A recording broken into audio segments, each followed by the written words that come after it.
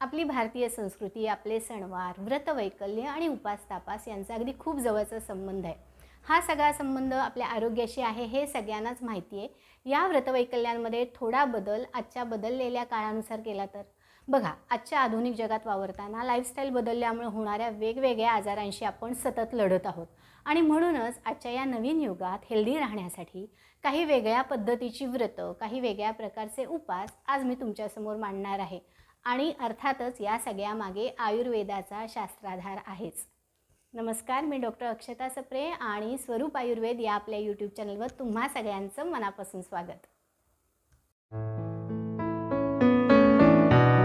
खरं तर व्रत आणि उपास ही आपल्याला आपल्या पूर्वजांनी आपल्या शारीरिक आणि मानसिक आरोग्यासाठी घातलेली काही बंधनं आहेत.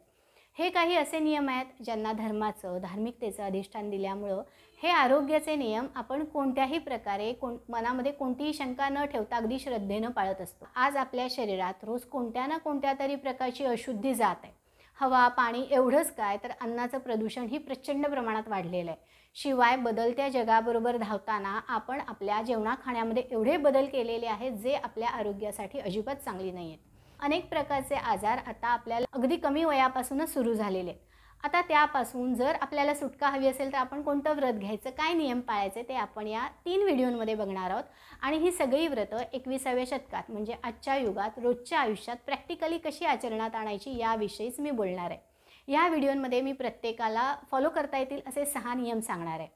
आजचा हा व्हिडिओ शेवटपर्यंत नक्की बघा. कदाचित शेवटचं व्रत हे खास तुमच्यासाठी तुम्हाला अगदी परफेक्ट लागू पडेल असं असू शकतं.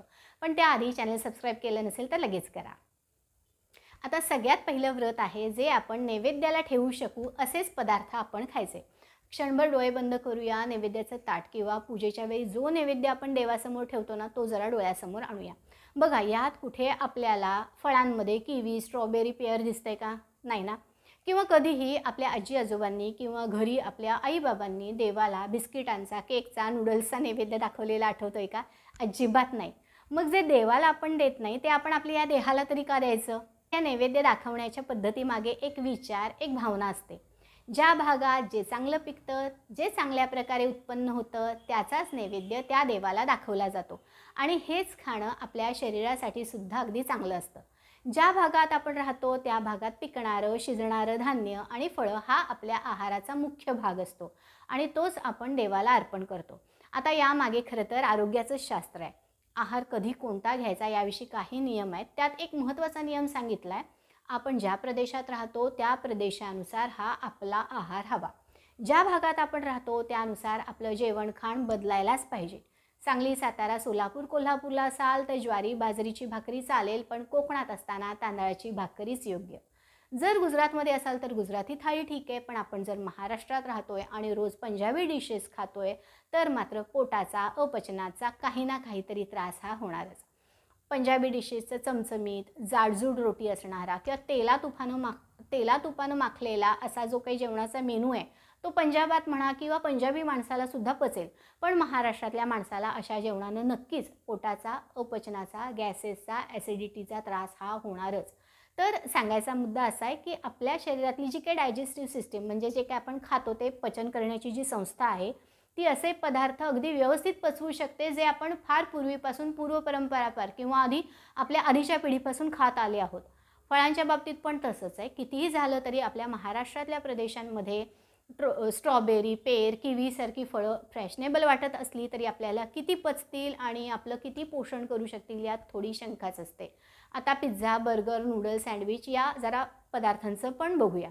ह्यांचंही असंच आहे. कधीतरी चव बदल म्हणून हे सगळे ठीक आहेत, पण खरं तर बाहेरून आलेले किंवा फॉरेनर म्हणू शकतो असे हे पदार्थ आपल्या भारतीय वातावरणात व्यवस्थित पचत नाहीत. अपचन, पोटदुखी, गॅसेसचा त्रास, ॲसिडिटी हे आजार देतातच आणि वारंवार जर असंच आपण खात राहिलो ना तर वजन वाढतं, BP, शुगरचा त्रास, कोलेस्ट्रॉल हे सगळं मागे लागतं. म्हणूनच आपण हा नियम किंवा हे व्रत घ्यायचं आहे की जे आपल्या देशातलं नाही ते खायचं नाही आणि अशा आहाराची आपण सवय पण लावून घ्यायची नाही. आता दुसरा नियम आहे सूर्याला साक्षी ठेवून जेवायचं. आजकाल अनेक सेलिब्रिटीज आवर्जून सांगतात की आम्ही रात्री लवकर जेवतो. खरं तर आयुर्वेदानं हा नियम कित्येक हजार वर्षांपूर्वी सांगितलं आहे. आपल्या शरीरातनं एक अखंड टिकटिक करणारं घड्याळ असतं ज्याला आपण बायोलॉजिकल क्लॉक असं म्हणतो. हे सूर्याच्या गतीनं सूर्याबरोबर चालत असतं. हे घड्याळ म्हणजे आपलं पचनशक्तीचं घड्याळ असं आपण समजू.